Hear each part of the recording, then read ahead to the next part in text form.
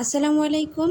Welcome back to my channel Anika Islam. আজকে আমি আপনাদের সাথে খুবই মজাদার এবং সিম্পল একটা রেসিপি শেয়ার করব। এটা হচ্ছে লিচুর পুডিং। আমি এখানে কিছু লিচু নিয়ে নিয়েছি। এবার লিচুগুলোকে খোসা ছাড়িয়ে নিলাম। তারপর বিচি থেকে আলাদা করে এই লিচুগুলোকে একটি ব্লেন্ডার জারে দিয়ে অল্প পরিমাণে পানি দিয়ে ব্লেন্ড করে নিয়েছি।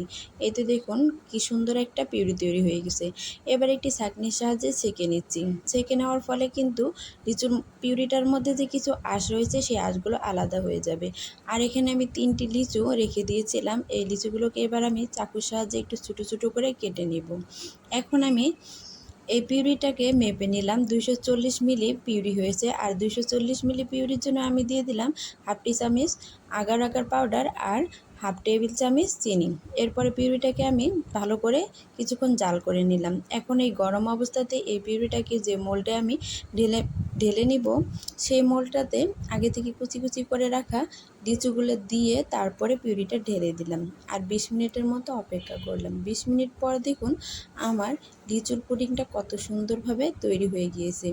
এই তো তৈরি হয়ে গেল ঝটপট মজাদার লিচুর পুডিং। এটা দেখতে যতটা কিউট, খেতে কিন্তু এর থেকেও বেশি কিউট। আজকের রেসিপিটা ভালো লাগলে চ্যানেল সাবস্ক্রাইব করতে ভুলে যাবেন।